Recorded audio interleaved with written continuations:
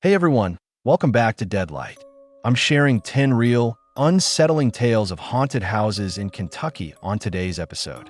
Every tale demonstrates how common homes may become dangerous places to be at night. Please think about subscribing before we start, and remember to like and share it with your friends. Tell me where you're watching. Many thanks to all of you. Let's get started now. When I discovered the story one location, I was 23 years old. A detour into the back roads near Bickford, Tennessee, was what I had done. The trees droop over the road as if they were whispering something, and the GPS stops working in the remote region. I was meant to be making sure I was about 30 miles east of another property, but I had to go via the hills because of a road closure. I saw it at that moment. It appeared as though the home had fallen into the slope and remained there. Old, weary, and engulfed by trees in the middle. Unless you looked to the left at just the correct moment, you wouldn't even see it. Like old bark, the siding had peeled in large segments. Either the windows were smashed out or boarded up. On one side, the porch had fallen in the middle. A shabby iron sign that read, "Lark's Hollow," stood at the gate. There were half of the letters rusted out. The silence was too silent. Nothing, no wind, no birds. A quiet that presses against your ears, exactly. The preservation team I worked with called me a few days later. Larker was next on the list, it turned out. It was not a glamorous job. Before they were demolished, I cleaned up old properties that were being restored or recorded. The majority were dull and dirty, with faded wallpaper, dead rats, and chipped paint. This one was unique. According to the records, it was a plantation home constructed around 1833.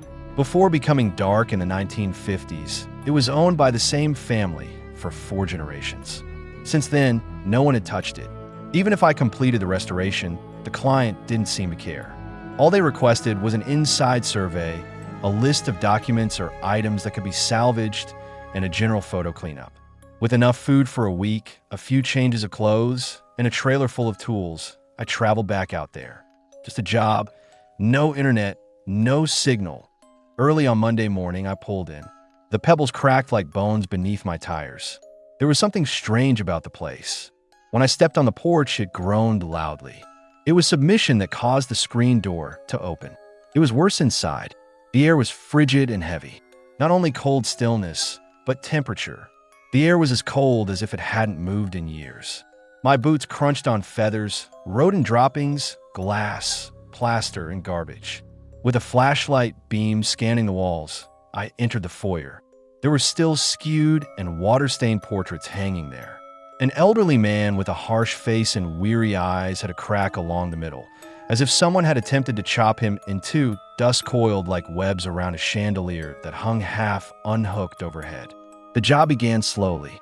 I started by cleaning the downstairs corridor, removing loose boards, sweeping out mouse nests, and removing ceiling tiles that had fallen. I discovered a twisted violin case and a bronze umbrella stand brimming with canes. The tarnished silver and set dishes in the dining room were still arranged as if the meal had never been served. Half of a teacup was filled with hardened mold. It all smelled nasty, damp, and musty. I worked in the parlor that afternoon. A tall, upright piano stood against the wall. It has chipped and yellowed keys. It made me pause for some reason. I pressed one while bending over. The note sounded low and gentle, nearly as though it was unwilling to be heard. It reverberated longer than it ought to have. I parked the trailer a little distance from the house and stayed there that night. Around 2 in the morning, the wind increased. Even though I'd locked up, I believe I heard a door slam. On the second day, I worked on the bedrooms upstairs. The walls of one were still covered with powder blue paint. A rusted tin horse and china dolls were among the items beneath the bed. The furniture in another room was slumped like sleeping creatures, covered with dirty linen sheets. A cloud of dust slapped my face as I pulled one back. I coughed and stumbled. A floor-length mirror in the farthest bedroom warped the reflection due to a crack in the upper left corner. There was a strange feeling when I passed it. I turned around and took another look. Something was behind me. A form. For a moment, tall and thin. Then nothing. I chuckled, just to hear a sound. Not because it was amusing. I discovered the library later that day. There are books everywhere. There are books everywhere. some dispersed, as if someone had departed quickly, while others shelled and stacked on the floor. A name, replicated every day, was scrolled in the margin of one of the thicker volumes. Below, "Never leave." I looked at it for a long time, not because I was afraid. I wasn't simply uncomfortable. It rained again that evening. Around 3 o'clock, I heard footsteps on the gravel outside and awakened up. There was silence when I sat up, not the kind of silence that fills your chest naturally. Day 3. I unlocked the attic. The hallway ceiling served as the access point. My weight was barely supported by a narrow wooden ladder. It was a low, gloomy, lengthy attic, filled with old gowns, trunks, and boxes. It was an intolerable stench, dust, mildew, and a sour taste. I discovered a bridal dress with hand-sewn lace that had been securely packed once, but was now fragile due to aging. I thought I heard someone behind me breath when I raised it.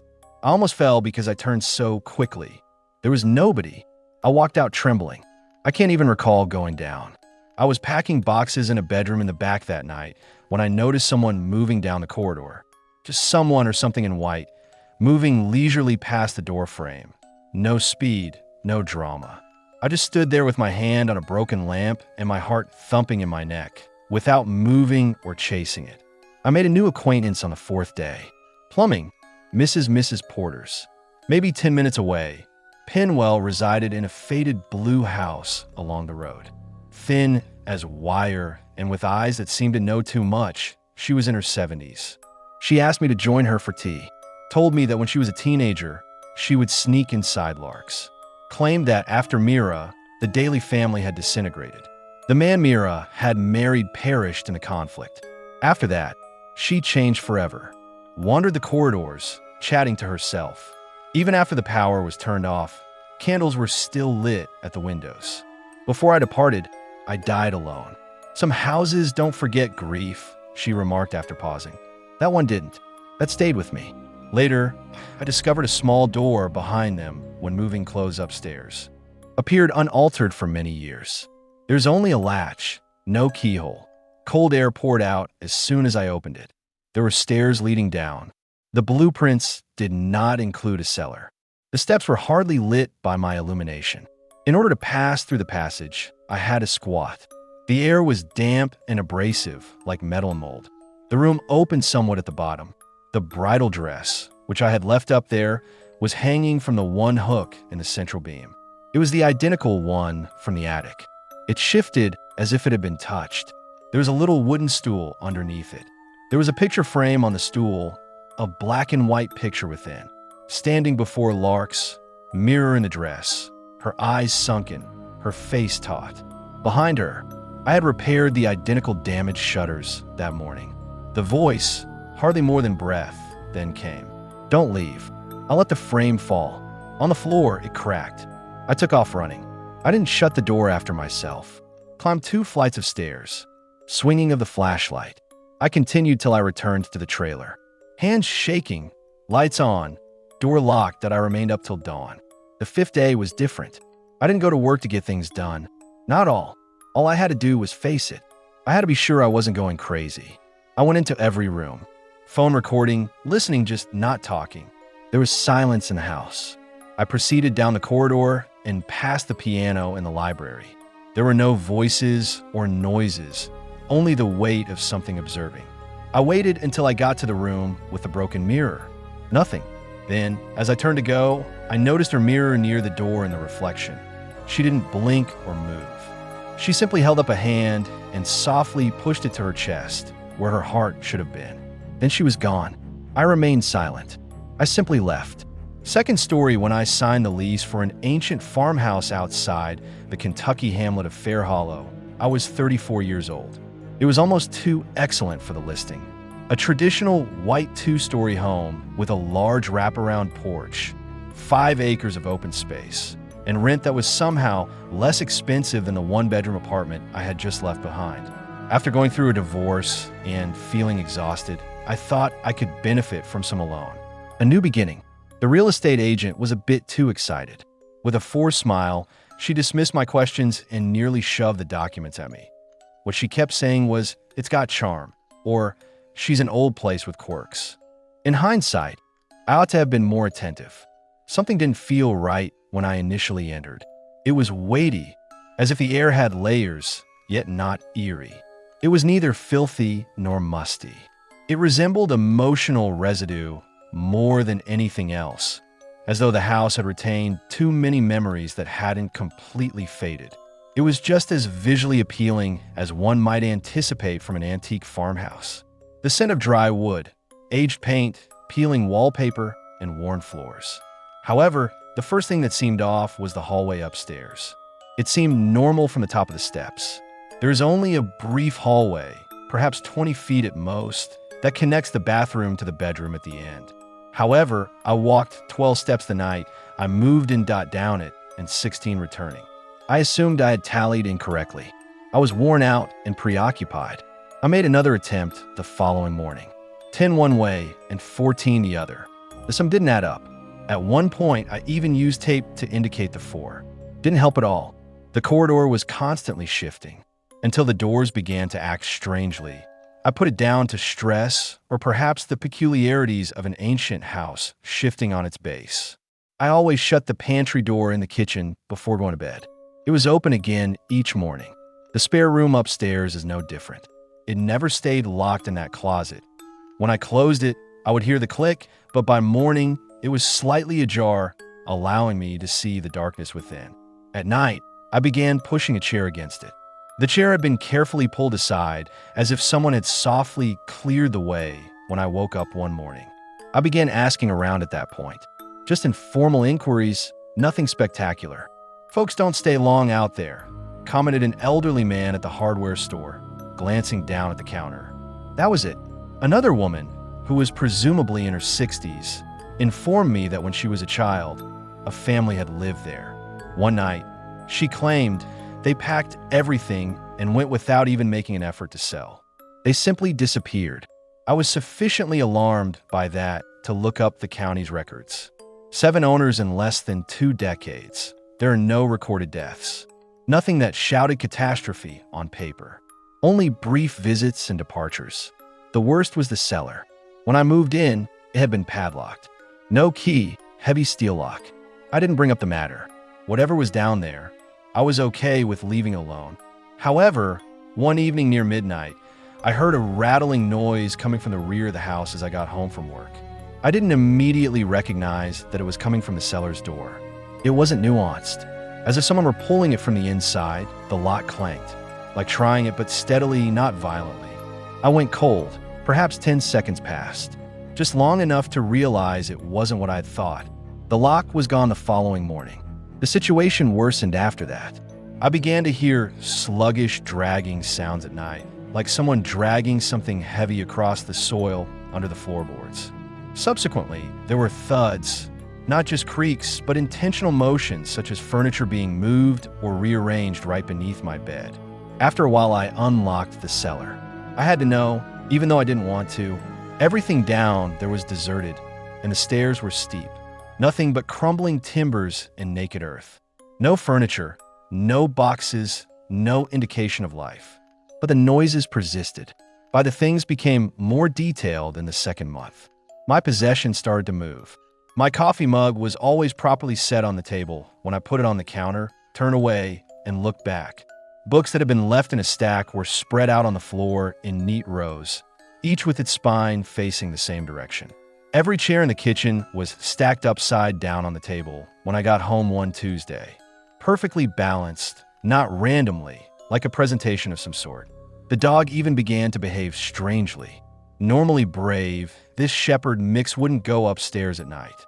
With his tail tucked in and his ears back, he would stand at the bottom of the stairs and whine softly. At times, he simply gazed down the corridor. I saw him twice, his body as still as stone, staring at the cellar entrance. It was tougher to sleep. The night was long. I was awakened by every bump in the home. I once believed I heard glass cracking in the parlor, but all the windows were still intact when I woke up. The noise had originated within the walls. Nothing was found despite my search and floorboard prying. Only frigid breezes and nails. I swear the wallpaper was breathing one night. The antique floral pattern in the parlor rose and fell in time with my heartbeat, as I lay in bed after midnight. I blinked. The pattern persisted. I gave a head shake. After a sideways jerk, it calmed down. I squeezed my eyes shut. The impression remained behind my eyelids, even though the wall was motionless when I opened them. Little things grew into larger ones, where there should be no shadows. Moonlight in the corners created unnatural angles. A portion of walls remained dark despite a bulb being left on all night. Strange angles were reflected in the upper mirror. A shape flickered at the edge behind me, yet occasionally I saw myself. Something I didn't own. The food in the refrigerator moved. Just moved, not eaten. I knew it was tight because a jar lit loose. I discovered insects crawling on the bottom shelf one morning, but they vanished at night. That my dreams became bizarre. Always counting steps, pacing the hallway, and keeping an eye on the far door. Every night, I got nearer. I woke up every morning, heart racing, dry-throated, and gazing at that shadowy figure at the end of the corridor. I started to lose track of time by the last week. Uneven clocks ticked. The grandfather clock struck the incorrect time. When it was 1, it was 11. I lost faith in them. My skin felt different, too. A chilly breeze hitting a wall that is closed, but with textures that shouldn't be there. My palm touched something chilly and velvety on the stair railing at night. Not dings or splinters, like if someone else had been touching it all the while. I attempted to invite Lydia, a friend, only for company. We drank wine, joked, and ate pasta. Then her expression darkened. "Have you seen anyone in the kitchen?" she said. She claimed to have seen someone observing me from a position leaning over the counter. She departed early. She turned to face the home on the porch as if it had followed her. I also saw it that night. There was a faint outline behind me in the hallway mirror, but it was there. The line was that. With the dog by my side, I remained awake. He gave a sharp, urgent bark about 3 in the morning. The guy stood at the end of the long corridor with the doors drawn back. I didn't think. I was still observing. I snatched up the dog, dashed downstairs, and threw open the front door. As though someone had switched off the porch light inside, it flickered. I was relieved when the cold air touched me. I climbed into the vehicle. No bags, no turning around. I kept driving till the farmhouse vanished and the sky became bright. I never came back. I dropped everything. People ask me if I think ghosts exist. All I know is this: nothing moved in that mansion with human hands. Areas change without cause. Additionally, you shouldn't stay anywhere where closets unwind and walls breathe. Narrative 3, when I first approached the Warite farmhouse in Bellwood County, I was 29 years old. It was a cheap purchase from my cousin Marcus, who constantly had a restless expression on his face. For something that some swore was haunted, it was a steal. He informed me that he saw a chance to flip, restore, and make use a piece of abandoned property, historic woodwork, bones below peeling paint, and other things. I was hesitant to assist him in cleaning it out. Yes, family duty, or perhaps morbid curiosity, I replied.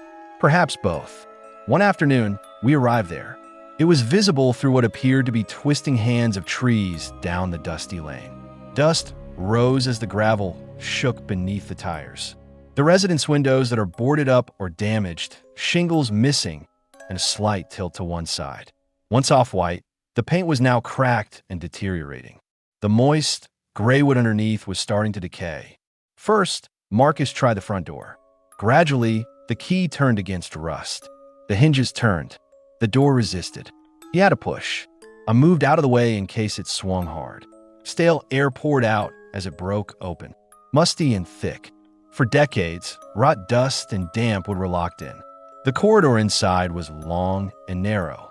Dull, yellow light streamed through dirty windows. There was broken furniture in the path. Chairs made of blonde wood that lacked legs, that a sofa protruding on springs. Strings were made of decaying curtains. Papers chewed in mouse nests. Every surface was covered in dust. In my throat, the air felt heavy. We began by removing plaster fragments from the ceilings and old magazine crates from the ground floor. There were yellowed photographs, empty or cracked frames, water-stained black walls, and mildew-spotted walls. Once I thought I saw movement. A rat, perhaps. Only shadows, perhaps. But something froze me in the dining room. There were chairs all around the long, scarred table. As though dragged, one chair slanted strangely. There was a deep, jagged scratch on its back that was noticeable despite not being new. Animals might have been involved. It might have been something else. In the parlor, I was moving a dresser when I saw something dim underneath it, little hidden in the dust. A child-sized pair of little leather shoes that were so pristine they defied logic. There is no dust in the laces or in the stitching. The rest of their surroundings were in ruins. However, I took these unopened and placed them on the porch railing. They didn't look right. Leather shoes worn by a toddler against decaying wood. Marcus worked ahead, moving too fast. The light grew softer. Shadows slipped into nooks. We decided to tackle upstairs in the morning after working until the sun had set. I remained behind Dot for a final sweep. Marcus went to get additional garbage bags. The boards creaked loudly with every step as I upped the stairs. The doors at the landing were a little ajar. I opened a closet in the second bedroom. I kept my hand on the knob. Inside, there were shelves on one shelf a few inches from the back and along the wall. The same immaculate pair of shoes, beside each other as if no time had passed. My throat constricted. I gently closed the door, repositioned the shoes on the porch railing after carrying them back down. Marcus was told, "Don't touch these." He gave me the look of someone who had lost their mind, but he made a commitment. After that, we worked in silence.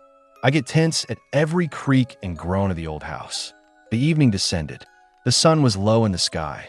We discovered damaged planks, sagging frames, and a broken rocking chair when we pulled the last load outside. I looked out onto the porch. The shoes had vanished. Not on the steps, not on the railing, not on the seat, and not on the steps. Not at all. Even though Marcus insisted he hadn't moved them, I looked. Nothing. Night arrived sooner than anticipated. Our lungs were full of dust, and we were fatigued. We made the decision to spend the night. The house is groaning with age. The wallpaper is peeling, and sleeping bags are strewn across bent timbers. A sound about midnight. I initially believed it to be a branch striking the window. Then it happened once more. One thump, one thump, one thump. Like boots pacing the floor, there's a rhythm above. I didn't breathe. Marcus shifted. I gave him a shake. He took a seat. Suddenly, the footsteps ceased. I was dreaming, he muttered, rubbed his eyes, and lay back down. I had trouble falling asleep. Time dragged. Time dragged. Every sound sounded harsh. Somewhere there's a drip. The beams moan. The rattling of the wind. Then there was another thump. Then there was quiet. Then something softer. A tiny drop next to my sleeping bag. Without thinking, my hand moved. Leather was smoothed by fingers. The footwear. They were still neat, untied, and positioned as though with care. I pushed them in Marcus' direction. The moonlight caused him to blink at them. Don't snicker. Don't make jokes. Don't make jokes. He rolled his bag with trembling hands. We didn't stay. We took hold of anything we could. It was placed in the truck. The motor roared. The tires spat gravel.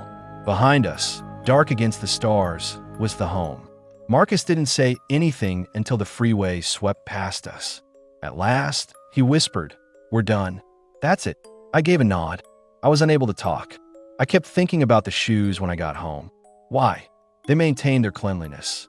Why did they show up where I left them and then show up somewhere else? The leather was smooth, despite my attempts to attribute it to the wind, animals, or mental trickery. The laces undamaged, and there was no smell of dust, rot, or anything else in the air around them. Even though my clothing were stain-free, I nevertheless washed them. Still, a layer of fear held onto my flesh. In the days after my call to Marcus, I lay awake until morning, visualizing footsteps and thuds. He acknowledged that he was also unable to quit thinking about it. We attempted to rationalize it away. They might have been moved. Perhaps a child had pulled a practical joke, but it didn't explain what we witnessed. Narrative 4, we took a drive out there the following evening because Drew had been talking about it for months. We drove by dark fields that were larger than they seemed in daylight, his pickup rattling over gravel and potholes. The more we traveled, the thicker the trees became, as if the road had to cut through them. Drew found it odd that we didn't talk much during the drive. Usually, he filled quiet as if it were an allergy. Suddenly, the house was there.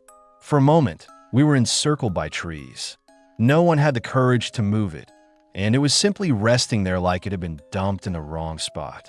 Two tales, a porch that slopes, a roof line that appeared to be about to collapse, crooked shutters or none at all. The top windows were sealed with plywood, but a glimmer of light jumped through the gaps. It was barely bright enough to cause you to pause. After staring at it for a long moment, Drew turned off the engine. Both of us waited for the other to speak while we sat in silence. At last, he said, "You good?" With a shrug, I opened the door and went outside. Under my boots, the gravel crunched loudly, like if everyone was listening. The air felt heavier and denser than the rest of the woods as we ascended the route. Our weight caused the porch to sag. Drew hesitated long enough for me to see him grab for the door. Then he shoved. It opened with ease. It simply swung inward as if it had been waiting, with no creak and no opposition that I didn't expect what I found within. A long, narrow corridor with foreclosed doors on each side. No windows, no furniture, just old wallpaper peeling in sections and the subtle smell of wet wood with something metallic underneath it. No living room, no grand entrance.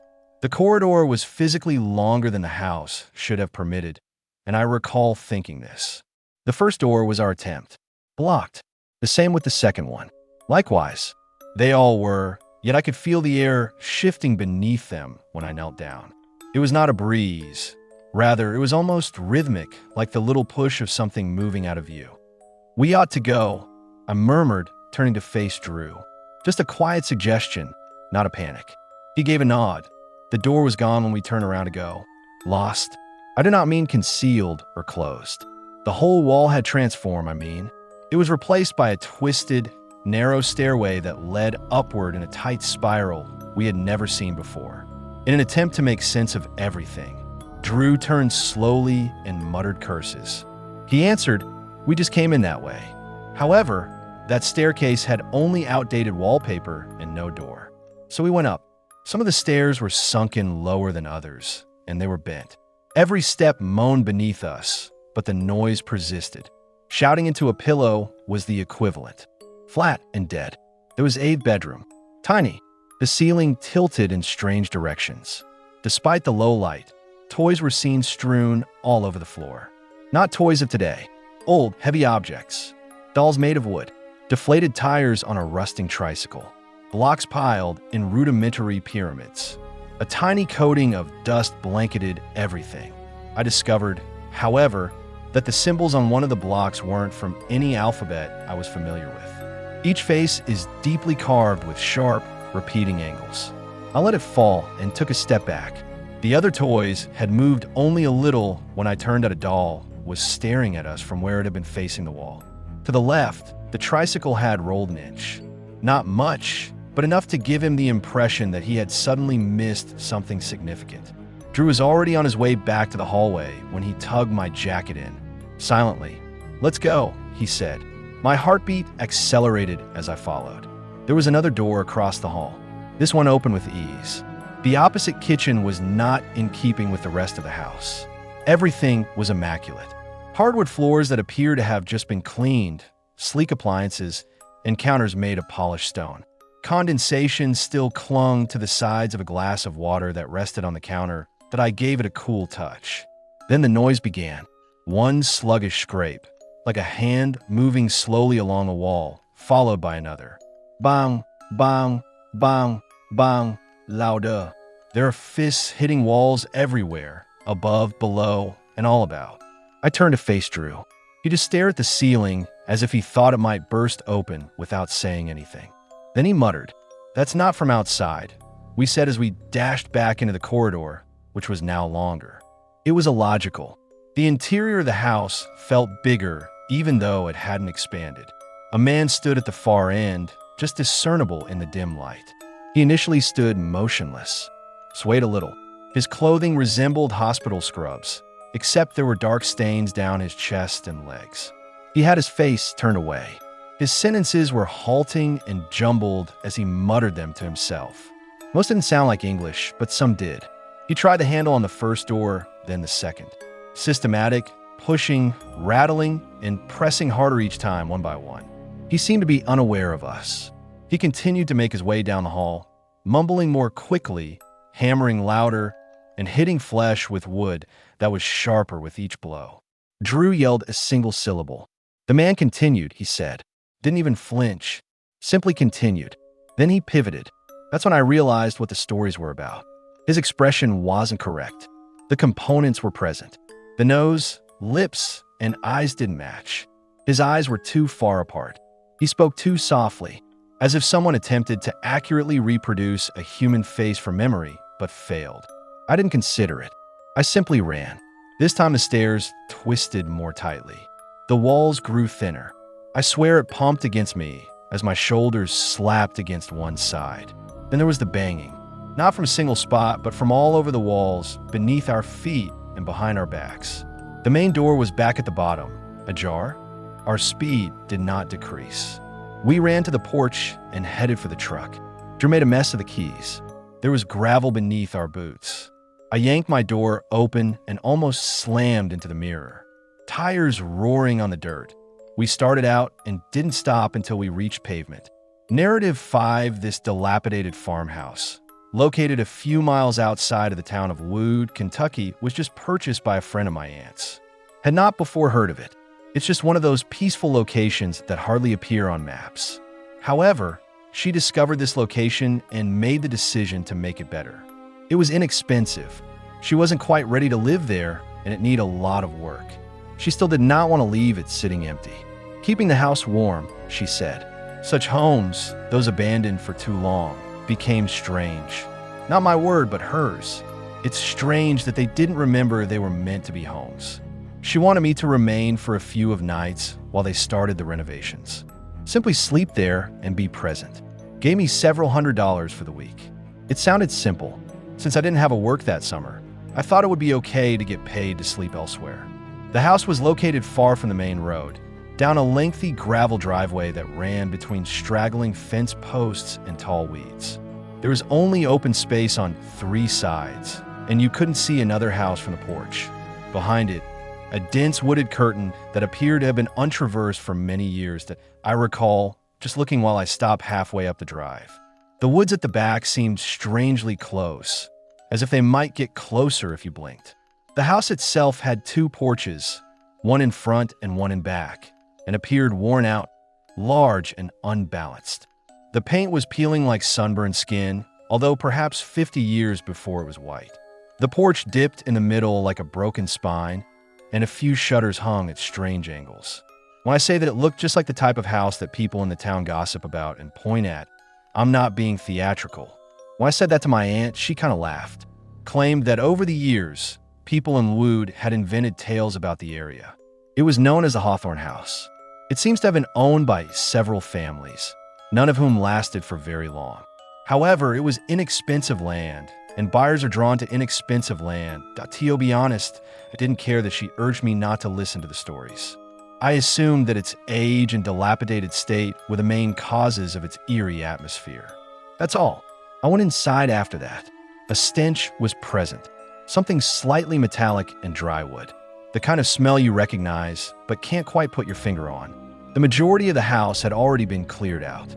Only a couple of cupboards and some ancient light fixtures that had been out of use for years. Photos and furniture had been removed off the walls, leaving only faint imprints where mirrors or dressers had once been. The wallpaper upstairs peeled off in long, curly strands that resembled tree bark. I chose a second-floor bedroom, spread my sleeping bag, placed my floor lamp, and made an effort to get comfortable. The silence was oppressive. The house generated its own noises because there was no power yet. With tiny tapping sounds, slight pops, and moans in the walls. It was either settling boards or bugs, I told myself. I hardly slept at all the first night. It wasn't because anything happened. Rather, it was due to hollow, gentle knocks coming from the floor below. Just enough to keep me awake, never too loud. I said the same thing repeatedly. Old home. The house is just settling. My mind began to play the hypothetical game on the second night. What if there was more to those knocks than chance? What if there had been an intruder? I so made the decision to look in the basement to help me relax. As though it hadn't been opened in years, the door was swelled tightly. I had to before it gave. I threw my shoulder into it. My weight made the stairway creak, narrow and steep, as if it had been constructed before the concept of personal space. It was 10 degrees colder down there. It stuck to my arms like a damp cloth. When I pulled the chain, a solitary light bulb buzzed, flickering once before settling into a faint yellow brightness. I noticed markings on one of the rough, dark, and damp stone walls in the far corner. I thought it might be initials or cracks, but it wasn't. Dozens of names were inscribed in an unpatterned fashion on the stone. Others are sharp, even irate, while others are cautious and clear. Some scraped quickly, perhaps with a nail or key. The ones that had been crossed out came next, gouged, not simply scratched over. In death, ruthless lines that ripped into the stone as if someone wished to permanently remove them. My stomach dropped when I saw those crossed out names. After perhaps 30 seconds of standing there, I turned and walked away without turning around. I didn't open the basement door again after closing it. To avoid feeling confined, I left a lantern in the corridor that evening. While attempting to read, I became aware of something. The bathroom door was open upstairs. I thought I'd already closed it, not entirely certain. I recalled the clicking of the latch. I closed it, pushed a chair under the knob, and got up. It made me feel better, but not that it would deter anyone. I was about to fall asleep an hour later when I heard it a scratch that drags. I turned to face the corridor. The door to the bathroom was slowly opening, with its legs shrieking on the floorboards as if someone were pushing their way out. The chair was being pushed aside. There was nothing in the doorway. After a single flicker, the lantern steadied. The chair swayed, then came to a halt. I didn't lie down again and instead sat up. It happened on the third night. After midnight, I awoke to the sound of footsteps just above me. He paced slowly and steadily, heel to toe, across the bedroom above mine, the identical chamber I had just left, without fleeing or thudding. As I lay there, I saw little dust particles fall from the ceiling. In any case, it went around the room. One passed, then another. The same rhythm every time, as if it could sense my presence. I remained motionless. I was barely breathing. I eventually lost my patience. After grabbing my sleeping bag, I made my way to the living room downstairs. There are more windows near the door. I felt more secure, as like I could run if necessary. I heard at that point another dripping sound like water hitting tile that is steady but gentle. I assumed it was an old pipe in the kitchen. I pursued the sound. There was no water in the sink. The tap to floor was damp, but it wasn't leaking. There were tiny, distinct footprints all over the tile. Unshod feet. They had a childlike appearance. No one came down the stairs that I could hear. The tracks ran directly to the basement door and stopped there, but I didn't hear it open. I neglected to check the door. If it had opened on its own, I didn't want to know. I gathered my belongings, backed out of the kitchen, and left through the front door without shutting it. I switched on the overhead light, locked the doors, and got into my car. Until the sky began to brighten, I sat there. I informed my aunt in the morning that I would not be returning. There was no speech for me. I simply declared, "I'm finished," and awaited her argument. She didn't. "Maybe it was for the best," she murmured, nodding. She then revealed to me something that she most likely ought to have brought up sooner. That house had long been shunned and lewd. Not only was it eerie, but strange things were happening there all the time. There had been a number of deaths within the past century. One was never explained, while the others were accidents involving common illnesses. A man who disappeared. The property deed never had his name removed. She said that she hadn't told me because she believed it to be baseless hearsay and gossip. Perhaps it was, but I never returned. I no longer even drive in such manner. Music, Narrative 6 on Thursday, Jordan gave me a call. He claimed that after his uncle went away, the family was left with this ancient home close to Grantham. I was unaware of the location. It had apparently been in the family for many generations, but it had been years since anyone had touched it. There was a strange branch that no one followed anymore. One of those names you only see in old family trees that have faded or in cuttings from obituaries that your grandmother stored in a drawer. For decades, the location had been deserted. As far as Jordan was aware, no one remained there after the 1970s. He needed assistance getting it out, and I suppose I was the only one who said yes, because I was bored. He made it seem easy. Take some furniture out. Look for photo albums or other dusty items in the attic. Mom desired. I assumed we could get dinner on the way back since we would be finished by mid-afternoon. We arrived late in the morning. It was farther away than I thought. There are only cornfields and a few sagging barbed wire fences, no gas stations, and no actual markers. About a mile out, the road changed to gravel, and the trees got denser until the home barely peeked out from the brush. The two-story wraparound porch with a brick base leans as if it had a damaged hip. Dirt was so thick on most of the windows that it was impossible to see inside. As if he already regretted phoning me, Jordan turned off the engine and turned to face the house. Then he casually mentioned that someone in the family had apparently hung themselves inside while halfway up the porch steps, back in the upper hall in the 1940s. He spoke as though describing the type of flooring the space had that I inquired as to his sincerity. He gave a shrug, claimed it was what his mother had told him, and that she occasionally overstated. It smelt like wood that had been closed up for a while. There was no mildew, only the strange, musty air you get in ancient buildings that haven't been used for years. The kind of dry that instantly makes your skin itch. Before the bloated frame broke away, we had to shove the door many times. It was all still there. Books, trunks, furniture, and even the china cabinet's dishes. Everything was covered in a coating of dust thick enough to leave your name on it. Yet nothing appeared to be destroyed or vandalized, as if someone had hurried out and locked the door after themselves. We began in the parlor, bringing chairs toward the front and removing sheets off various objects. There was some ancient furniture. A large portion of it was simply cumbersome and heavy, but enough to be valuable. Some items had tags, as if someone had begun sorting what should be kept and what should be thrown out, but had given up. I was first affected by the silence. Every slight change in weight could be heard, even when we were both working. There was a sound with each stride on the floor. No outside hum, no birds. Anything that attempted to enter the house seemed to be sucked up by it. We didn't communicate much, not really necessary. I believe we both thought it was strange and didn't want to draw attention to it.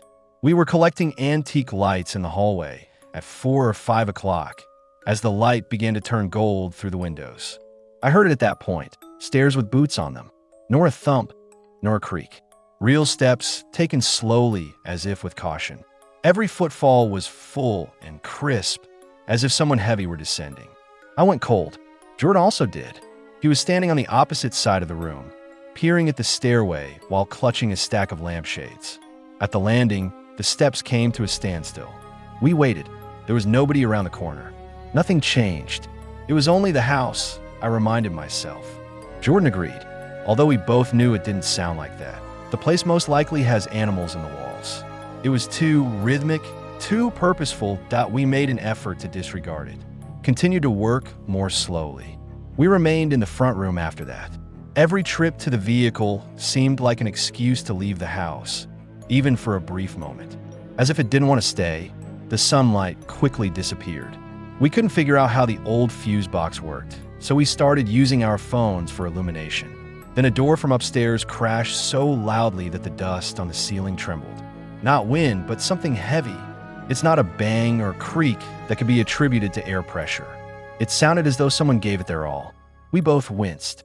The mirror I was carrying broke across the hallway when I dropped it. We didn't even exchange words. We simply ran up the steps. All the doors were ajar. Nothing is damaged. Nothing was moving. The windows were locked. No animals. No breeze yet. The attic ladder had been hauled down, and that was all I could see.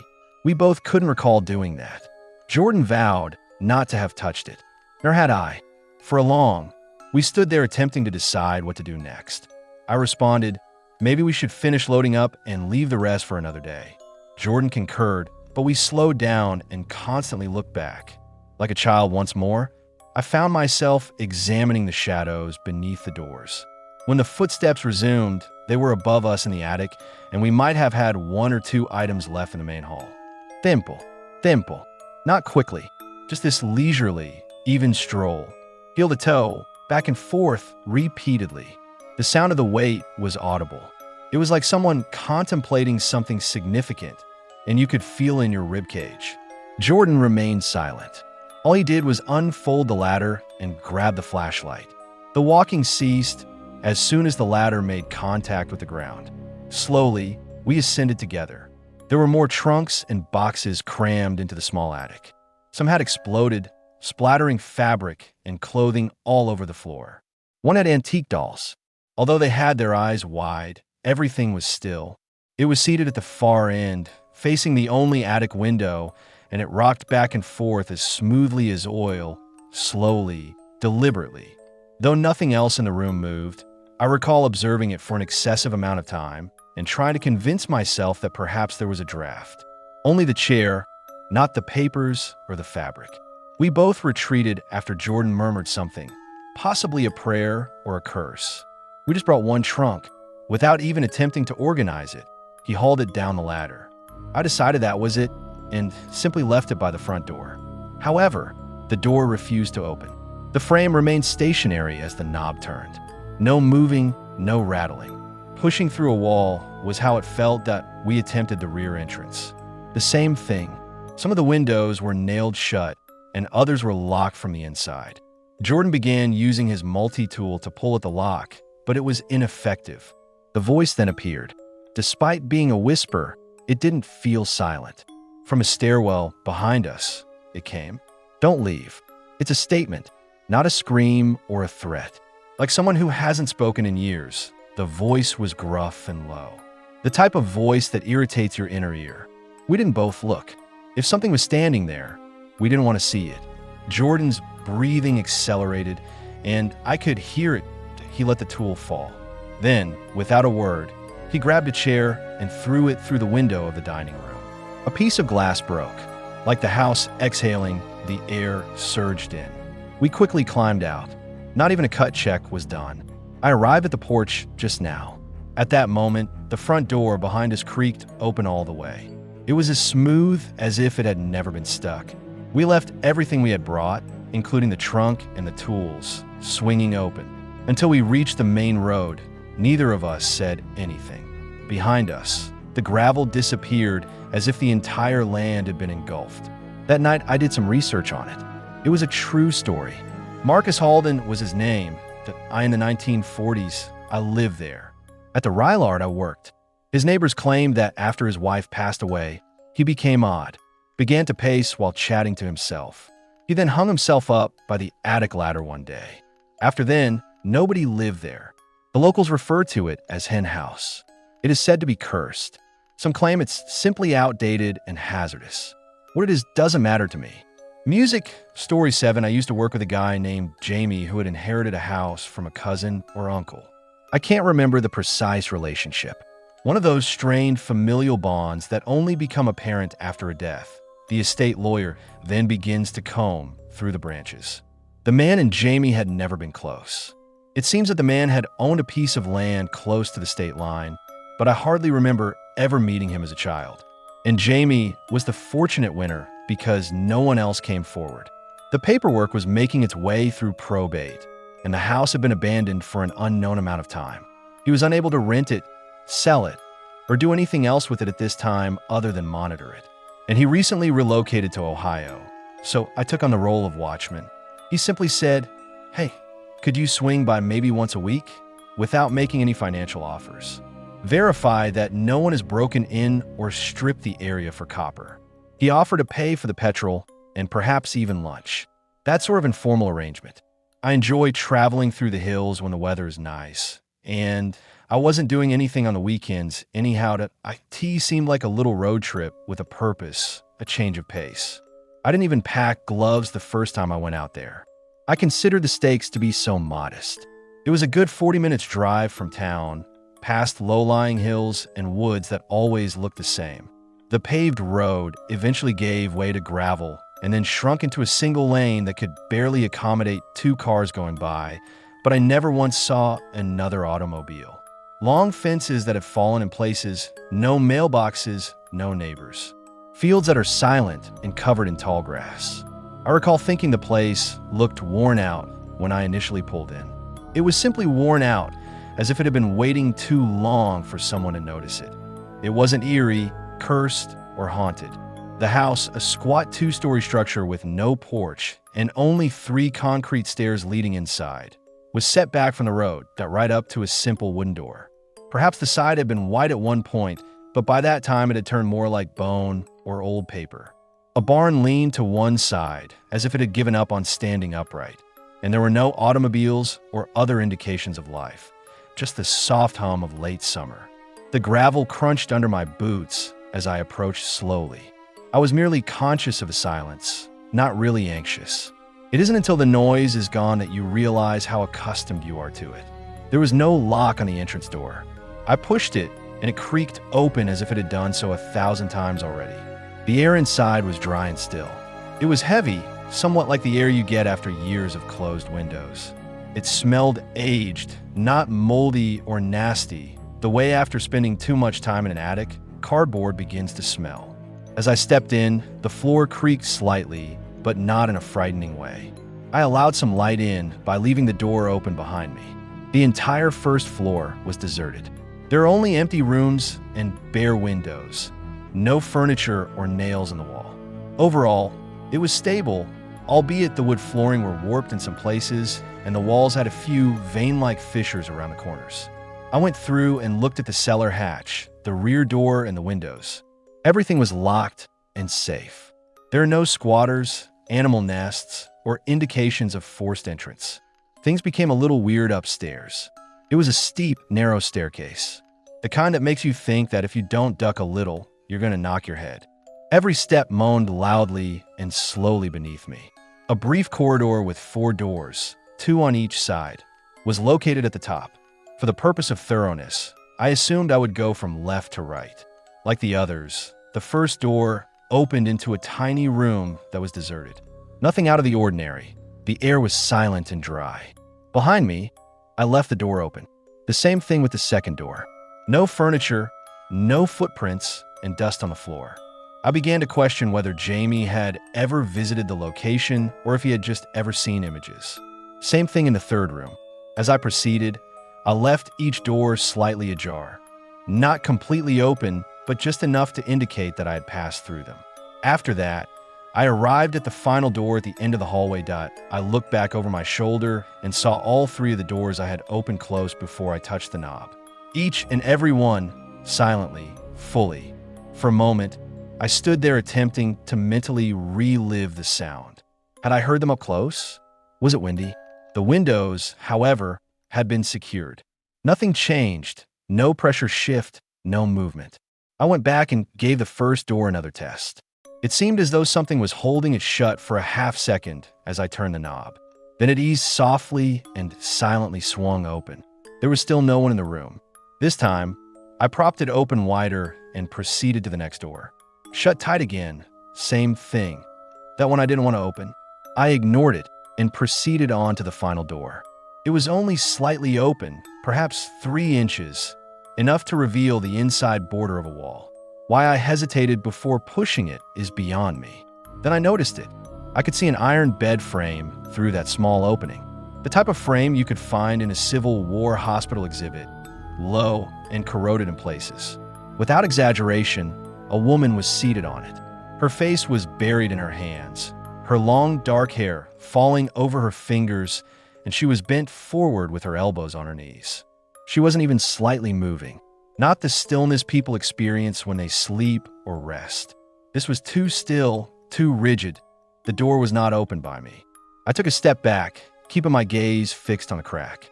I felt like my breath was caught in my throat. The hall's air became dense, as if it were heavy. My ears were buzzing. The door was wide open when I looked again after giving it a single prolonged blink. The bed was gone. The woman has vanished. Only a bare room, with scuffed floorboards and a faded patch where something used to hang on the wall. Still, the pressure persisted. It continued to grow, encroaching on me, as if I had entered an invisible field that I was not allowed to be in contact with. It was pressing into my ears, chest, and even behind my eyes that I didn't hold out for things to worsen. I spun around and took off running. It was a full-fledged, heart-pounding run down those stairs, not a jog or brisk walk. I almost ate my boot when it hooked the lowest step, but I was able to keep upright. Earlier, The front door swung open easily, but now it is stuck. It felt odd outside, too, and I had to yank it hard twice before it gave. There is no other way for me to explain it. The house was watching me as if it had spat me out. After getting into my car, I twisted the key so quickly that I nearly broke it. I tore down the tiny road, wheels skinning a little at the curve, and gravel spewed out behind me. The rearview mirror was the last thing I looked at. What might be standing there was something I didn't want to know. My hand was shaking so badly by the time I returned to the main road that I had to stop briefly to catch my breath. With my hands drenched in perspiration and my teeth clenched so tightly, I sat in the driver's seat with the doors shut, the engine humming, and a loud hammering in my ears as if I had just outrun something. I informed Jamie that everything appeared to be in order when he called to check in a few days later. I never again set foot on the place after that. Music, the Hallway Estate, was the name of the location. I was given the keys by Neil, the contractor. He simply gave me a brief list of items to check before leaving in his car. The property fell silent as I watched his pickup vanish, gravel crunching beneath the tires. There were regulations as well. Real regulations. It felt odd, but I assumed it was just a legal precaution. No visitors. Remain on the ground floor. Before it becomes dark, lock all the doors. One more is bolded and printed separately. Stay out of the red chamber. I nearly laughed at that. Really? Rooms are now being named. What was there highlighted?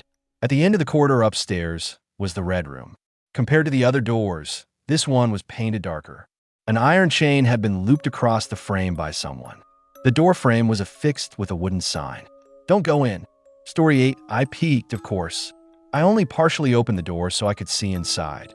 The wallpaper had aged to a rich red, nearly brown. A black piano with a half-closed lid leaned against the wall. In front of it was a low stool, and across from the door, almost floor to ceiling, was a massive mirror. One corner of its frame cracked. Like it wanted to fall, it leaned forward. I rehooked the chain, shut the door, and turned to leave. Even though it was dull, the first night went well. A pack of crackers, a coffee thermos, a loaf of bread, and some supplies from the contractors were in the kitchen. I sat on the dusty couch, took notes in the logbook, and strolled around the first level. I went to my truck, closed up, and went to sleep about 10 o'clock. Everything changed on the second night. I heard it just after 9 o'clock. A sharp, clear, one low piano note, and then quiet. A second, slightly higher note came next. I froze and looked up at the ceiling. I told myself it was the house settling, the wind, or the pipes. A third note follows. I got my feet. I had no desire to. Out, I even said, "It's nothing." Nevertheless, I went up the steps. The door of the Crimson Chamber was still chained. I heard the scrape of the piano bench sliding behind the door, but the sign was still crooked. Slow, slow, slow. I moved out of the house, went downstairs, and slept in my truck. I asked one of the electricians, Rick, if the piano was still functional the following morning. He chuckled. That thing isn't real. Empty. Possesses no strings at all. As if it were unimportant, he stated it. I didn't inquire again. I brought headphones that evening. I reasoned that I could muffle the noises if I couldn't stop them. I play a podcast on true crime. My phone came on at around 10 o'clock. Just a flash of light, not a message. Dim, bright again. I took out my headphones. Dead quiet. Then I heard footsteps. Nor random noises, nor creaks. Steps. Go slowly and steadily. Upstairs. I thought it may be an animal or a contractor checking in, so I grabbed my flashlight, but as soon as I got to the second level, I realized it wasn't. It was chilly outside. My breath became hazy. The chain had vanished. The entrance of the red chamber was ajar. The piano was motionless within. The mirror didn't match me, but the bench was in the proper spot. Though somewhat off, it appeared to be me. I relocated Dot, and the late reflection came next. I took a step back, locked the door, and bided my time till dawn. I packed salt since I was desperate on the fourth night. I'd read about it on the internet. I tried, albeit it seems foolish. I pretended to be in charge as I poured a thick line across the threshold of the red room, switched on all the lights, left the TV on, and sat with a notebook. The whispering began at around 10. No, not from walls or vents. It moved about me like footsteps, too soft to make out, but suddenly there was a big bang upstairs. I took off running. I was standing above the mirror in the hallway, face up, undamaged, except that the reflection grinned. I didn't that I covered it with a blanket and shut myself in the pantry till daybreak. I called the owners the following morning and informed them that I was finished. They promised me a bonus and pleaded with me to remain another week. I needed the cash. Yes, I replied, but I quit acting like I was in charge. I simply made an effort to avoid it. I saw it again on the 5th night. Not very vividly, just a flicker, a pale arm moving in the mirror over the fireplace. I pivoted. There was nobody. A child's laughter came from the servants' stairs about 9 o'clock. I went up slowly. On the first step, it discovered a porcelain doll with its eyes painted open and cracked. They blinked when I lifted it up. I let it fall. The laughter ceased. A storm came in the following evening. The wind howled. There was thunder. I had my keys ready and my jacket on as I sat by the front entrance. I noticed something in the dining room mirror when I was 11. Not me. Taller, thin, with pale skin and a taut face. This time, it didn't follow me. It remained still. It had duplicated me a second later. I pivoted. There is nothing there. I turned to see it against the glass. Black inside, mouth open, eyes wide. I became soaked as I ran into the downpour and continued till I reached the town. I informed the owners of everything over the phone. We knew this might happen, they said after pausing. To have survived this long, you did well. That was it. I've never returned. Never ever drive close to Cresswell. Narrative 9, I moved into this half-forgotten rental home outside of Millersville, Tennessee, when I was 23. I was attempting to put things together when I got out of school. This property was cheap, almost shockingly low, and the rent in town was out of my price range, but I reasoned that if it had a roof, running water, Andy would make it work if there was enough space for my books and mattress. Perhaps cover the most severe wall cracks with a tapestry and label a character. This wiry man in his late 50s was the landlord. Mr. Saps Hallbrook was his name. He remained silent, simply gave me the keys, met me in the gravel driveway, and stated one thing in a flat, businesslike voice. It has been vacant for some time. The storage area upstairs is not a concern. It remains locked. I believe I simply nodded, preoccupied with the mental to-do list. Give the internet provider a call. Unpack boxes and figure out how to straighten the living room curtain rod that is bent. The comment was hardly noticed. I was too preoccupied with squinting at the porch steps to consider whether they would simultaneously put me in a box. It was a 2-story house with a small cellar that seemed to be someone else's recollection. The so-called storage room was right across the hall from my room, which was upstairs. Old wood, a tarnished brass knob, and the type of lock you'd expect on a basement bathroom made up the door's unimpressive appearance. The margins of the paint were chipped, leaning to near causes the hinges to moan quietly. Nothing noteworthy. Still, I was bothered by it from the beginning. I would catch myself looking at it while folding laundry or brushing my teeth at night. There was this strange, tiny compulsion, like a habit growing before I realized it was one, yet I wasn't gazing or afraid. As I stood there, I would ask myself, why am I staring at that door once more? I would then carry on with my life, but it continued to occur. The first significant occurrence occurred around 1 week later. It was Thursday. Sometime around midnight, I woke up. I had no idea what time it was, only that my room seemed a little colder than normal and that it was dark and quiet. When I heard it, I was still half sleeping. Not footsteps on the stairs above me, not footsteps moving about the house. My stomach turned over at that point. The attic, or what Hallbrook had referred to as the storage room, was the only space above my bedroom. However, the noises weren't shifting beams or hazy creaks. These were intentional, steady, regularly spaced footsteps that sounded like someone pacing directly over my bed that I took a seat. My heart began to beat more rapidly. I paid attention. The steps continued for about a minute before coming to a halt. Quiet. I got out of bed and went barefoot into the hallway. The wood was smooth underfoot and the floor was cold. In front of the locked door, I stood. Now, there is no sound, not even the settling of the house. I put my ear against it. Nothing. The knob was dried. It's still locked. I waited for some hint for longer than I'd care to confess. Perhaps more footsteps, a breeze, perhaps. Nothing arrived. I eventually returned to my bed. I reasoned that there must be an animal inside the walls. Or perhaps I was simply hearing sounds while I slept. Even though it wasn't convincing, it was sufficient to put me back to sleep. I needed my winter clothing a few days later. The majority of them were kept in boxes in the cellar, which was the only area large enough to accommodate all the items I didn't unpack. I simply threw everything in the middle of the floor in a loose pile when I initially moved in. No system existed. There was mayhem. I recall that I had planned to organize it later. Naturally, I never did. When I went down there, I noticed that every box was lined up. It struck me like a chilly slap, lined up in a tidy, uniformly spaced row against the distant wall. The labels were facing out, and each box was straight, as though someone had measured. Even the distance between them was almost too ideal, resembling a set from a movie. I simply stood there, trying to make sense of what I was seeing while blinking at it. I even squatted to see if there were any mice or anything. Nothing. Just neatness. No droppings, no claw marks. I pondered whether I might come down one evening and set them up, but I forgot. Autopilot cleaning is something I occasionally do, but it didn't feel right. I would have her called, so I gave it a try. I pulled each box back into the middle of the space, left them in disarray. Some intentionally tipped it slightly to make it appear reckless. After that, I locked the cellar door and left it closed. I descended again 2 days later. Another neat row. I kept my words to myself. My heart was crawling up into my throat as I stood there with my hands on my hips. In some way, the air felt a bit thicker. Then I sealed the cellar door. I felt like I was taking charge, even though it didn't seem like it would do anything.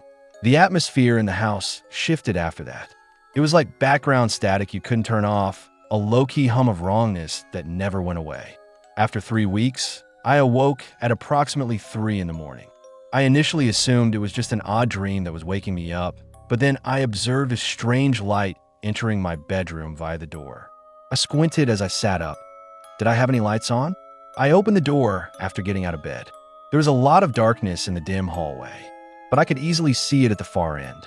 Standing wide open was the storage room door. Open to the public. Open. I just stared there for a long time. I ought to have shut my door and returned to my bed. I should have departed that minute after packing my stuff. However, I didn't. Since I evidently never learned, I approached it slowly and barefoot once more. The frigid air poured out of that entryway. It's colder than the cellar and colder than the outside, not just the drafty house.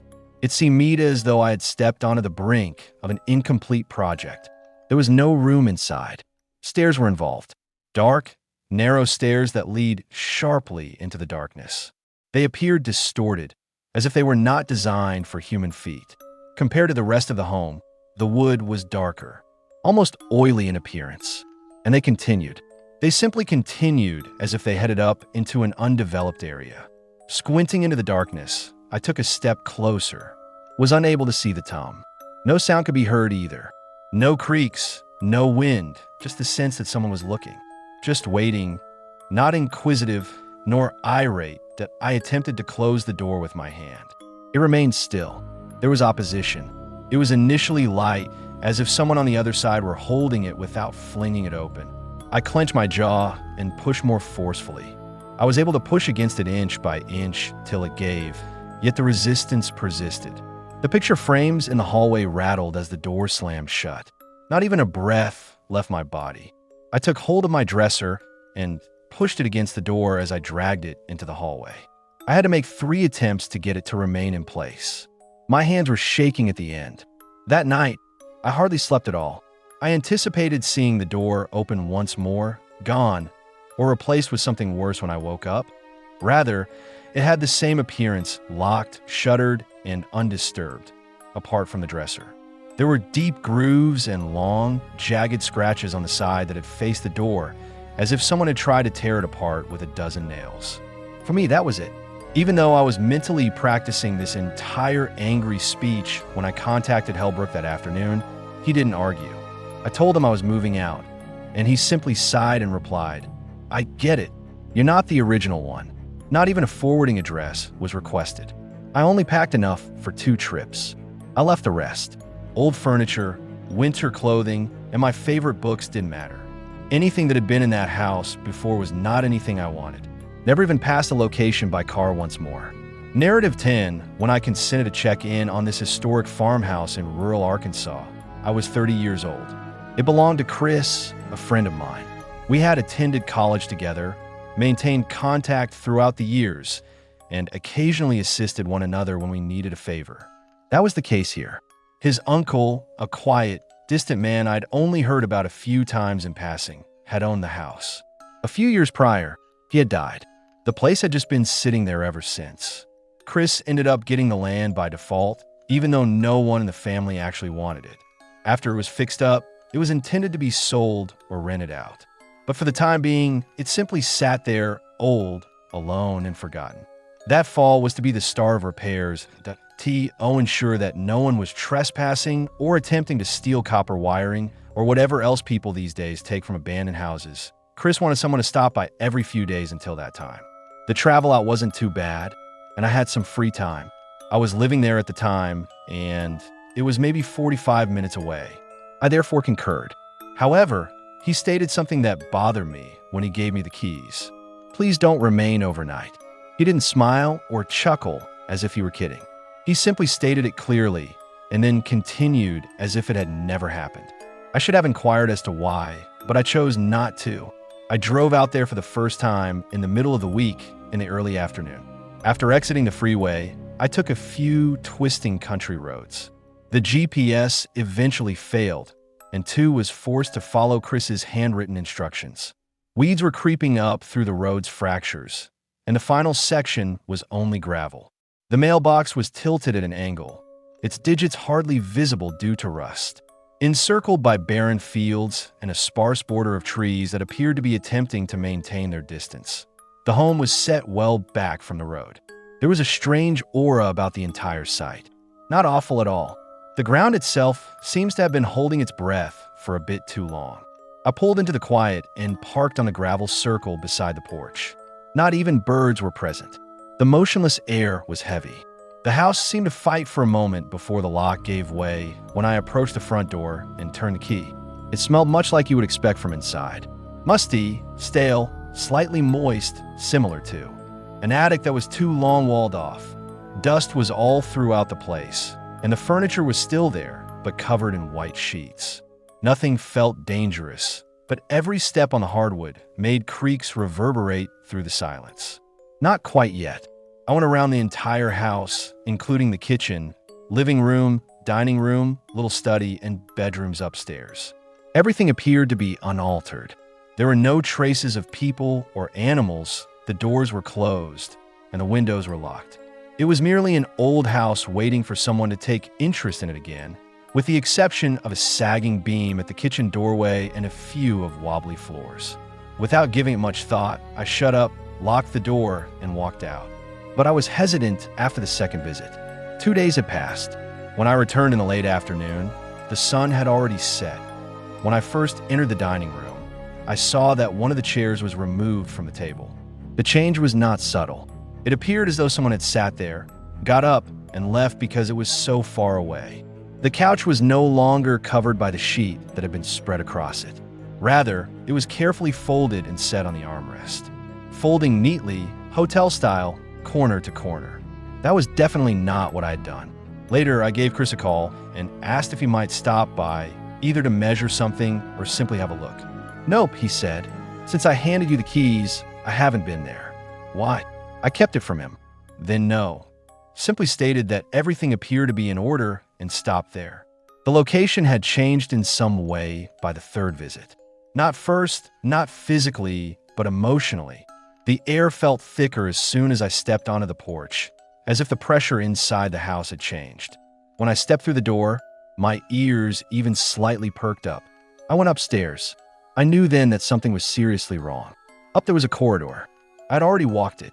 The hallway was a few feet longer than previously, yet it ended at this overcast window that overlooked the porch roof. And there was a door at the end of it where there should have been just a wall. For a long time, I just stared at that IT seems to have existed forever. I knew it hadn't been, even though it had the same brass door knob, aging paint, and trim as the others. I couldn't have missed it. Even if I'm not the world's most perceptive person, you didn't just ignore this. I didn't open it. I wanted to, but I felt as though my body was telling me not to approach because of the pressure in my chest, which prevented me from taking a deep breath. I went out. I entered resolutely for the fourth time. I told myself that my imagination was playing games and that it was just an old house. Even though it was still bright outside, I packed a flashlight. I didn't give myself time to second-guess myself as I moved swiftly and deliberately through the house. When I heard it, I was halfway across the living room. The sound of wood dragging across wood, like to moving furniture, is slow and methodical. When I froze, I slowly turned to face the dining room and watched as a chair moved across the floor by itself before tucking itself back under the table. It seemed to be correcting itself, placing itself back where it belonged, without being hurried or dramatic. My ears were being pounded by my heartbeat. I didn't run, even though I could feel perspiration prickling at the back of my neck. Not quite yet. I took a big breath, backed up a few steps, made myself go into the kitchen, opened a few cupboards, checked the window locks, and attempted to behave as if nothing had happened. The fifth visit was the final one. I never even got past the main corridor. Open, wide open, was the door at the end of the upstairs hall. There were narrow, wooden stairs descending down, but there was no light inside, just a rectangle of shade plunging into greater darkness. A basement shouldn't have existed. According to Chris, the house was constructed on a slab foundation. The plans were visible to me. No lower level was mentioned, but here it was. In an attempt to gain a better look, I moved closer. I slightly leaned in to check if there was anything visible at the top of the stairs. They didn't. It simply fell into obscurity. I heard the respiration at that point. Measured and slow, not breathless like someone waiting. From somewhere below, it came. Human, low, and deep. It wasn't mine. I knew that I was holding my breath. This time, I didn't hesitate and slammed the door before running down the stairs, across the living room, and through the front door so quickly that I almost forgot to unlock it first. I didn't stop until I got inside my truck, my hands shaking so much that I could hardly crank the ignition, my keys shivering in the ignition. I sat there for a long time, just observing the home, the front door, the silent porch, and the way the drapes fluttered slightly in the breeze. But now I knew better. I was aware of what was within. Chris inquired as to why I didn't want to continue checking people in, so I assured him that everything was okay. I simply gave him the keys and wished him luck. Those repairs will shortly begin.